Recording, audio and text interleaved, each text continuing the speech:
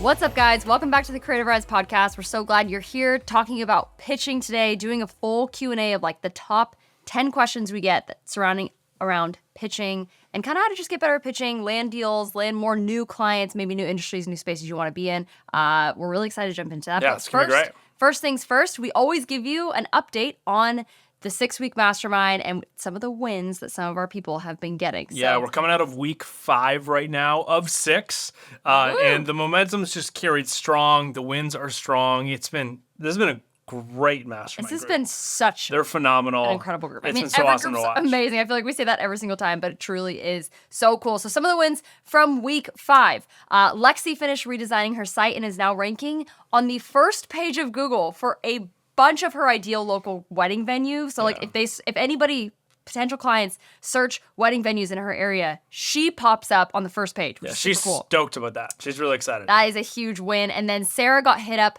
by one of her favorite brands she worked with last year to do another deal. She's excited because her persistent follow-ups actually worked, which again, if you guys listen to the podcast about follow-ups that we did like 3 podcast episodes ago or something like that, they work. They truly do work. So Sarah was stoked on that. Yeah, so good. Owen got locked down a deal, a $5,500 deal. I said that kind of fast.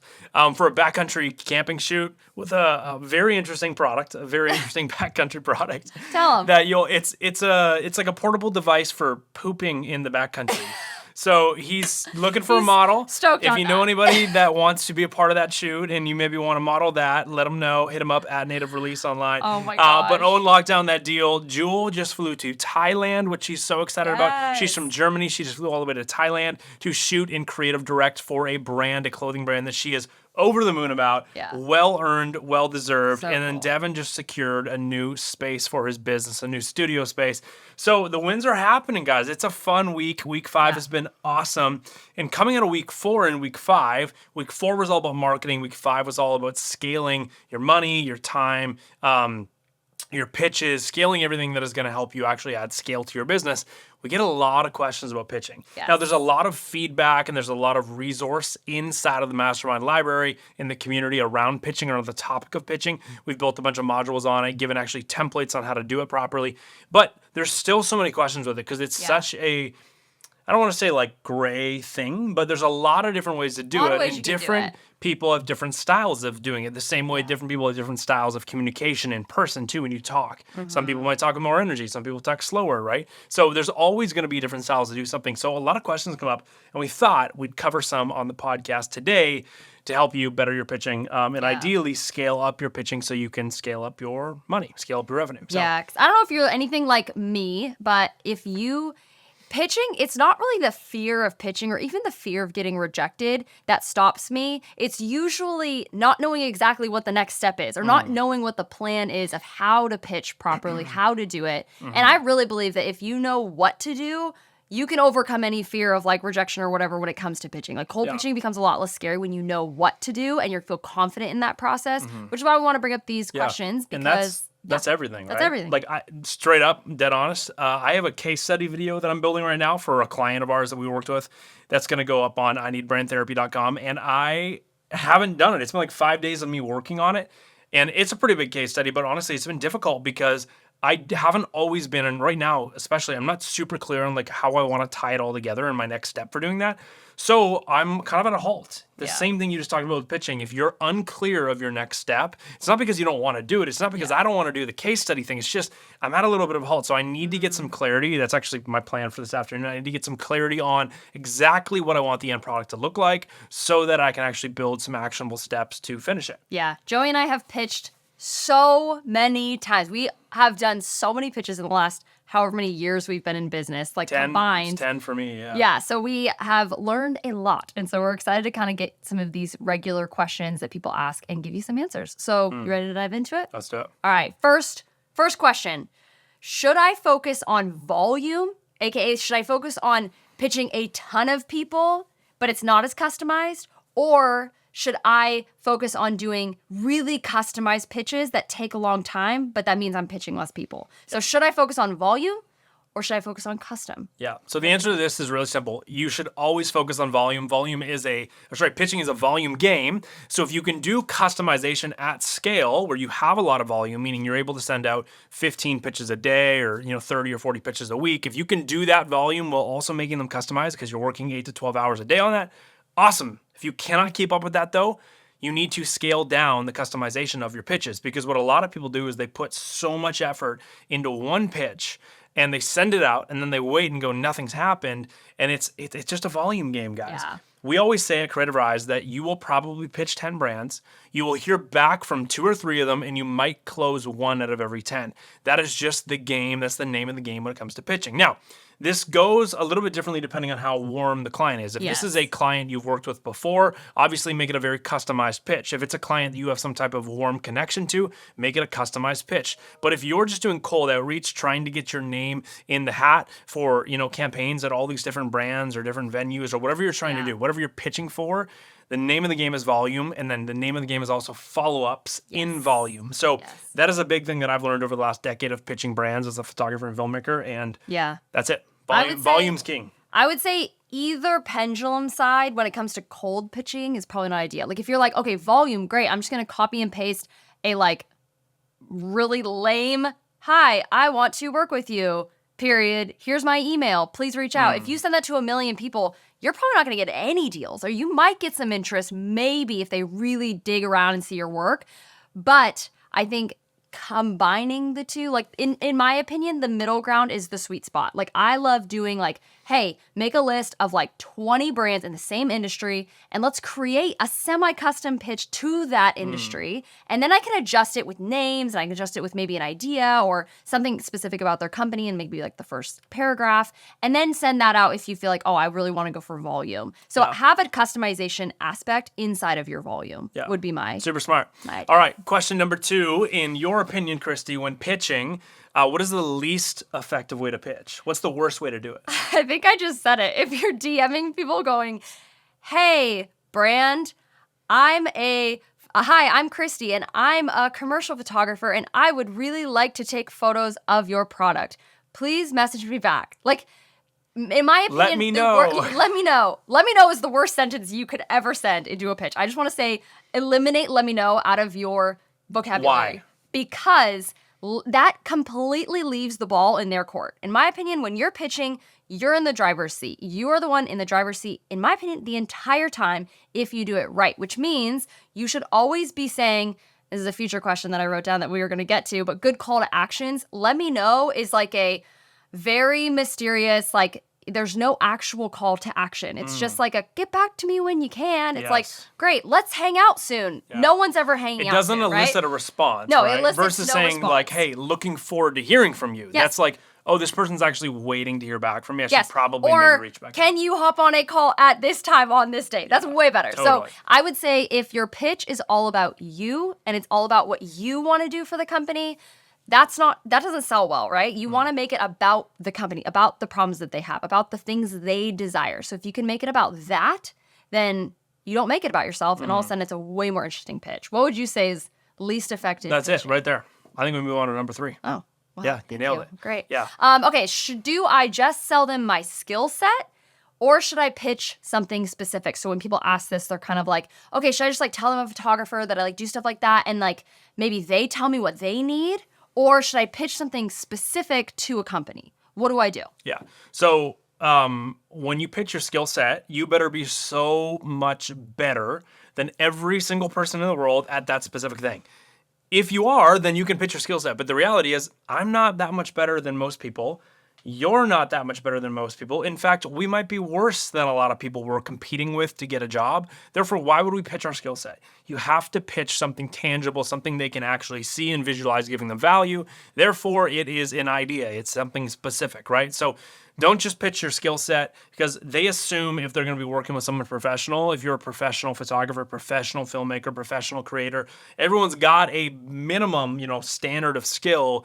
After that, it's not about skill, it's about pitching the right idea, pitching the thing that's actually going to add value to their ecosystem, and whether it's their marketing or sales ecosystems, their product library, whatever it's going to be. So you need to focus on actually pitching specific ideas rather than hey, I've been shooting for 8 years and I shoot on Canon glass.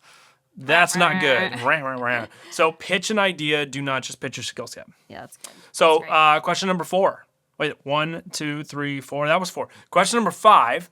When pitching, should I send the pitch and then a proposal in the pitch, or should I just send the pitch? Like, how do I do that? Yeah. So I think there's a couple different ways you can do this, in my opinion. I think that there's pitches where you're not actually pitching the full idea yet. You're asking for a contact. And so that can be like a DM on Instagram or something like that, where you maybe give them a little bit of a taste of what, you're wanting to send them just to pique their curiosity, but asking for, whatever it is in email. From then, you can then send a pitch with a proposal if you feel like, oh, this is either a warm client or I have the time to really be sending like full-on custom pitches or something that's semi-custom in a pitch.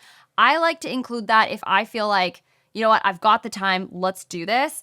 But you can also go the volume game and go, I'm going to send a really awesome pitch and ask them if I can send over a proposal. And people will often go, oh, that's an easy next step, right? Like saying yes to hearing more is easier than saying yes to hopping on a call or something like that. And the more yeses you can get from somebody, the more likely they're going to say yes to a bigger commitment in the future. So I think sometimes when you can ask, hey, can I send over a pitch for you to look at, or a proposal for you to look at, they might say yes, and then you're in their inbox, which is cool. So I would say you can do both. I think it can be, if you're especially time sensitive, you're trying to send it for like a trip you're going on, you're trying to work with some brands, or you're trying to book an Airbnb stay and you're trying to collaborate or whatever it is, I would put a pitch inside of there. But if you've got the time to have the back and forth, then I would ask to send over a proposal if you're trying to play that volume game.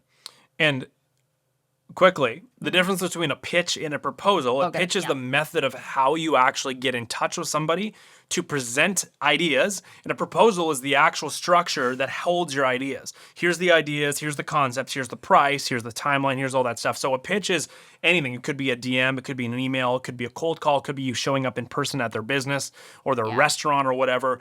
And a proposal is here's the actual offer, here's the value, whether it's in a PDF, a backlink on a website, it's in a piece of paper you're handing to them, whatever that's going to be. Those are the differences between a pitch and a proposal. Yeah. Okay, next question. How should you start a pitch? Like, what's the first thing I should say? Like, if I'm just sitting at my keyboard, I'm so confused on how to start this thing, what would you say? How do you start a pitch? So we talk about this in the Outreach Templates course, which is great. If you do not have that, I would highly encourage you to get it. $99, guaranteed. It is going to make you thousands of dollars over the next year because it teaches you everything you need to say in order to actually pitch people. So the Outreach Templates course, go to creativrise.com/outreach templates, and you will actually see that. You're going to get a video course, 7 steps on each step of an outreach framework, teaching you how to do this. And then you're actually going to get the scripts that we give you as well, so you can do this well. It's going to save you a lot of time. But the first thing we always talk about is you need to have a personalized introduction. The easiest way for me to not open up a pitch, and we get pitched all the time for stuff, whether it's other creatives wanting to work with us, whether it's stuff for Creativ Rise. I've got lots of friends that own brands, and they say, oh, one of the biggest things that makes me not even want to open up an email is if it looks like it's a copy and pasted pitch. It does not look like it was actually sent to me so that I would read it. It was just sent to us when they sent it out to 100 other brands. So the first thing we talk about in the Outreach Templates course is getting a personalized introduction, a personalized intro and hook in there. So that could be something like, hey, I'm going to use a brand that I see on Zorali. Yeah. There you go. Our friend's brand down in Australia. It'd be like, hey, Zorali, it's an outdoor brand. Instead of just saying, hey, Zorali, and then like the subject line is like, I've got a pitch for you, or, let's work together. It maybe should be something like, your subject line of the email could be, and that's part of your hook, right? Subject line is part of the hook. Could be, you could use, I'm trying to think about their tagline. I was going to use their tagline. One of my favorite things to do when pitching is actually infuse the brand's tagline into the subject line, and I say something kind of cheeky with the tagline. Isn't it kind of like getting more people outdoors? So exactly. So it'd be like, I've got an idea on how we can get more people outdoors. Whether or not they actually go through the pitch, that is definitely going to be in an open email, because they're like, oh, this person is saying our language, using common language, things we understand, and they're saying it in a way where they're involved in that. Like, where are they getting at here? So one of the best things you can do with your subject line is use their tagline and spin it in a way where you're involved. Yeah. And then once you actually get into the email, the first paragraph should be a personalized intro, not "Hi, my name is Joey, and here's all the things about me." It should be, "Hey, my name is Joey. Here is why I am sending you this email. I've got this idea for your brand, and it's for your brand because here's what I think about your brand. Yeah. I have this product, and I've had it for this many years, and I love it, and I used it last week, and it made me think about this, which gave me this idea. Now I'm emailing you because of all that," right? Like, you have to give them some type of substance that makes them go, wow, this person actually is a buyer, a consumer of our products. They value our brand. And you're saying, well, Joey, maybe I don't have the products of that brand. Well, that's okay. Find something else that you can swing in terms of a personalized intro. What you don't want to do is look like everybody else. Yeah. A personalized introduction is designed to make them want to read the rest of your email because they're getting a little glimpse into the fact that you actually care about their brand. Yeah, I like the important. complimenting side. It's just a little. It can take literally 2 minutes of effort of like, oh, I just saw that you guys started a new initiative on using, this type of sustainability in water or plastic or whatever, and it can be just like a simple thing just to show that it's not a copy and paste. Like, that will go a long way. So I love that. That's Totally. really good. All right. Next question. When pitching, Yes. what is a good CTA to wrap the pitch up? Yes. So again, not the let me know or just can't wait to hear from you or whenever you're available or anything like that. I like call to actions that are very specific. So it's like, hey, if this sounds great, can we jump on a call this Tuesday at either 2 p.m. or 5 p.m. or this Wednesday or whatever, or put a Calendly link in there and give a suggested time. That gives it some urgency of like, oh, this person actually has an idea of a time on the calendar and I need to make sure that I respond before that time, right? Because if it's a let me know, they're just going to come back to you whenever they feel like they have time, which you'll just get pushed down the email box. So I like to give specific times. Now, make sure if you're bulk pitching, you're not pitching the same time to every single 100 people, right? Because you don't want to get overwhelmed.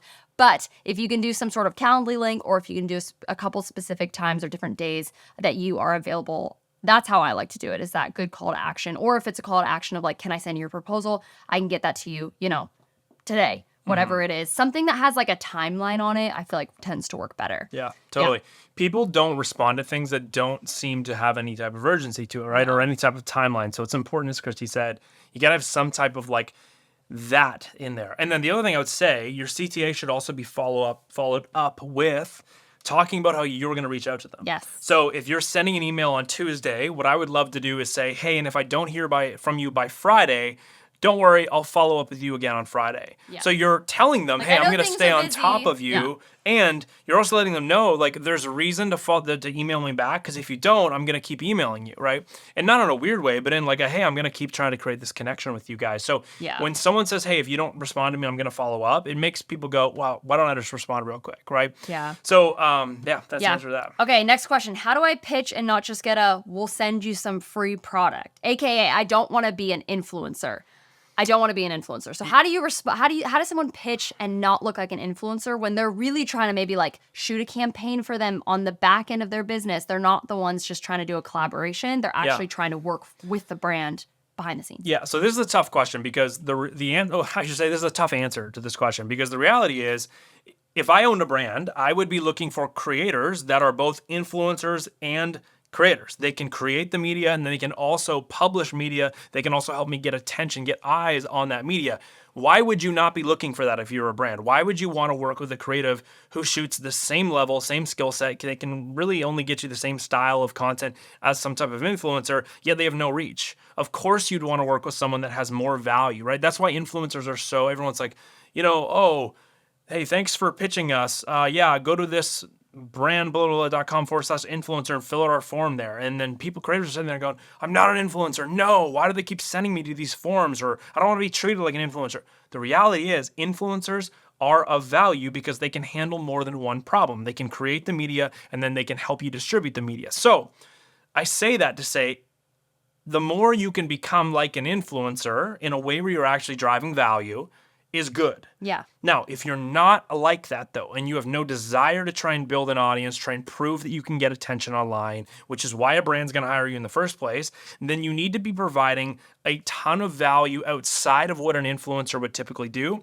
Therefore, they won't treat you like an influencer. But if you're saying, hey, I want to come in and shoot a campaign for you guys of like 15 images and 3 reels. It's like, well, that's what every other influencer is pitching as well. So why is working with you, who has no audience, who has no distribution plan for this content as well, who's not going to get you any more eyes on this content for the brand, why is working with you worth it, right? You've got to come up with something that's a little bit more unique. So first things first, you got to be really descriptive when you reach out to them. You talk about how you're not an influencer and you are a creator or a photographer or filmmaker, and here's why that is something of value to them and why they should continue to read your pitch. You've got to really make sure you talk about those things, right? And I think some of the differences between an influencer, and not all influencers, I'm not going to paint all influencers as if they're not campaign directors and developers, but the things that influencers do not provide usually is a sense of diversity of images in the campaign, right? An influencer, it's just one person in the images. It's the same person, which means the content's not really that diverse to be able to use across a long period of time and a bunch of over the platform. So influencer, it's a little bit of like a one and done campaign, one use situation. Whereas if you're doing a campaign development, you can have different types of models and you can have the, in a lot of different places, and you can view yourself as more of a jack of all trades, which is really valuable to a brand. I would also just say, stop pitching brands that only work with influencers. Yeah. Like there is a point where you're like, yes, you can go knocking on those doors all day, and you can probably get in with some of those people, but chances are they're getting stuff for free all the time. Why do you want to keep knocking on that door? Go work with a brand that doesn't have a million people pitching them every single day, influencers pitching them and taking their product for free and giving them content for free. Go make a ton of money with a brand that's not getting pitch all the time, and go buy those products. Like, if you really just want to be using those products, go buy the products with money you're actually making from really great clients that aren't getting pitched all the time. So I'd also say that. That's good. All right, so how do I get a brand to pay attention to me when there are tons of other people actually pitching them? What do you do when you're trying to pitch, but you just feel like you're getting lost in the sea of pitches? Yeah, that's a really good one. What I just said. Also focus on brands, industries, people like that aren't getting pitched all the time. But I would say a lot of the tried and true things we were talking about, customization, like actual customization is huge when it comes to your pitching. But I would also say we always love to talk about the 10-cent rule. So this is, you want to give a brand or a potential client your 2 cents 5 times a week. Okay, that's the 10-cent rule. So what that means is you're gonna go and give them your 2 cents. So your thoughts, your comments, your likes, your engagement, you're gonna do that, whether it's resharing, a story, posting on your Instagram about them, emailing them just like hey, this is awesome, I love this, here's a review, a testimonial, whatever it is. Some way you can engage with the brand multiple times a week in order for them to actually notice you, right? Because then all of a sudden when you pitch, it's not cold. And cold pitches don't get responded to as much as warm pitches do. And if someone actually knows you, it's incredible how this 10-cent rule really works. Like, this has worked so many times in my life. This has worked so many times in Joey's life, so many people, is you start interacting with this brand and you start actually giving them value. Again, not just like a like here and there. It's like an actual value to this brand and interacting with them. They're all of a sudden going to go, who's this person that keeps interacting? This is so cool. They're going to write back to you. They might respond to your DMs. All of a sudden you're in their DMs. And all of a sudden there's all this goodwill. And then eventually when that team sits around a boardroom and goes, hey, we've got a spring campaign coming up. Who do we know that could shoot this? Your name might pop up because they're like, hey, this person interacts with their stuff all the time. They're like a loyal person. Let's give them a shot, right? And they may actually reach out to you, which has happened to both of us many times. So I would say making sure that they know that you are a loyal fan, not just someone who's trying to like hit them with a cold pitch and then move on. You actually trust the brand. Totally. The last thing I would say on that is I made a video on this years ago on my Instagram. Well, I think when we'd first started Creativ Rise, but I was making the point that the extra mile is never crowded. So quick little example, we were skiing the other day, and we got up there, and we ended up going to this one section of the mountain later on in the morning, and it was a POW day, which means that the lines are probably skied out a little bit. I went down a couple different places that I thought potentially could be good, and just constantly, it's been tracked out, meaning it's already been skied. I'm looking for fresh snow. So I went, the extra mile's never crowded. I went a little bit further down this ridge to a spot that most people don't go, and guess what? The extra mile was never crowded. There was great snow. I got like one of the sickest face shots of my life. It was so good. And just keeps reminding me like, man, if we can just go a little bit further, if everyone's going to ski to that point, if you can just go a little bit further, you're going to get some goods. If everyone's going to pitch as creatives, this type of pitch, if we can just go a little bit further in creativity in it or volume in it or the way we follow up, you're going to get some traction. You're going to get some responses, right? So a quick little idea of this is, use something like Loom Video. Like Loom's a web-based app, loom.com. You can literally, it's a screen recording app where you can have your video. It's free. You can have your video, you can have your audio, and you can screen record. You can literally just pull up their Instagram or pull up their website or pull up their ads library or do whatever. Pull up your pitch and just go, hey, brand, I'm Joey. Give me 2 minutes. I'm going to walk you through something I think is going to be worth your time. And here it is. And you go through your pitch or you call out something on their feed that could be better and you talk about how you want to help them do it. And then you send that in an email or a DM that says, hey, I made a quick little video for you. I hope this really stands out above and beyond what a bunch of other people pitch you. I'd really, consider you watch this and I'm going to follow up with you in 2 days if I haven't heard from you. And you put the link. That is different. You're going the extra mile. That sounds like, but Joey, that sounds so complicated. It's actually really easy. That is probably way more time efficient because you just click a button and start talking and then click a button and click share link than even having to like write out a whole pitch and stuff. Yeah. So the extra mile is never crowded. Let's move on to the next question real quick. So last 2 questions here. When pitching, how can I optimize the amount of pitches that I'm sending out in the least amount of time? I would say adjusting, if you're like, I'm really trying to go volume game, but I still want it to feel a little bit customized, I would say just adjust the top paragraph. So what I want you to do is when you're pitching, this is also super important, don't hop from industry to industry to industry. Like, okay, I'm going to go and pitch an Airbnb, and then next I'm going to pitch a jewelry company, and then next I'm pitching a construction company. Your brain all of a sudden just can't continue to switch quickly enough in order to bulldoze through a bunch of pitches. So what I want you to do is create your master list of people you want to reach out to, but then separate and categorize them by industry. So if it's going to be like, hey, these are all jewelry brands, these are all Airbnbs, these are all resorts, these are all construction companies, whatever it is, I want you to break them up into industries and then pitch per industry. That way you can write a pitch, have a pitch deck, whatever it is, and then just customize it like the first paragraph, and you're pitching a more generalized idea of what you could do for that company that's going to apply to the entire industry, and then you just adjust that first paragraph to something specific to their company, and then you can just go boom, boom, boom, go all the way down the list, and then move to the next industry, reformulate the pitch, and then keep going. I think that's what I would do to kind of minimize the amount of time that I'm using in order to customize for pitching.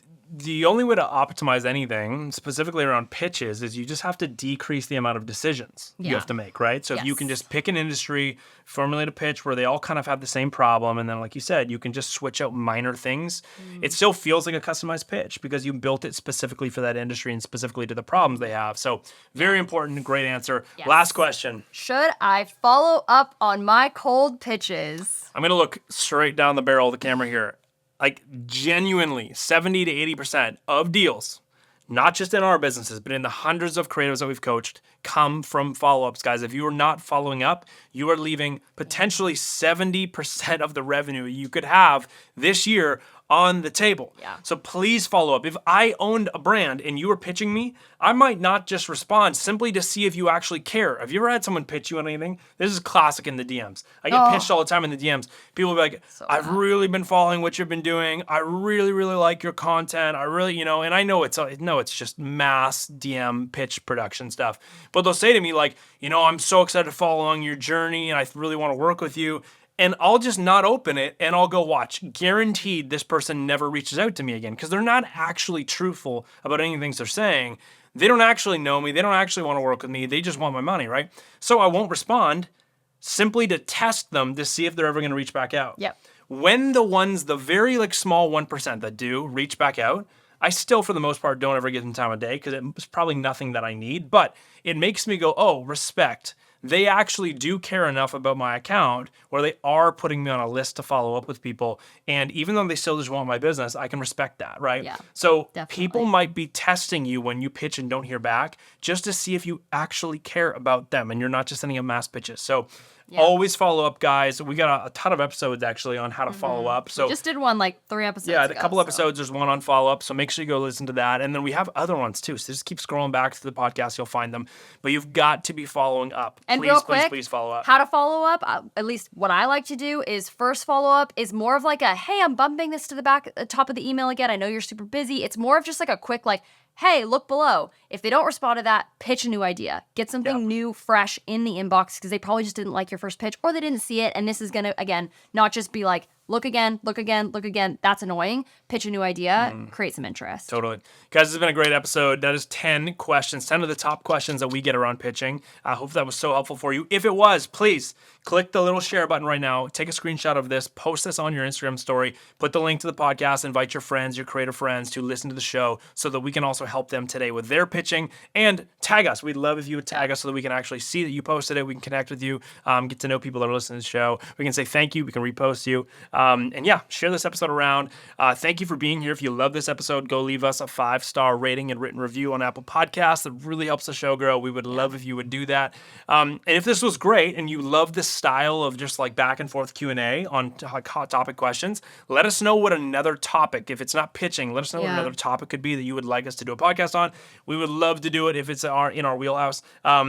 And hope you have a great week. So we will see you guys next week. Go and crush it this week, guys. We just rolled into Q2 of 2024, which means there is a lot of brands going into meetings going, what is our Q2 plan? Who are we working with this month, right? Who are we working with in the next 3 or 4 months? What's our plan for Q3 and Q4? So this is a great time of year to start get the ball rolling with some of this stuff. So we are encouraged. Hope you're encouraged. And we'll see you next week.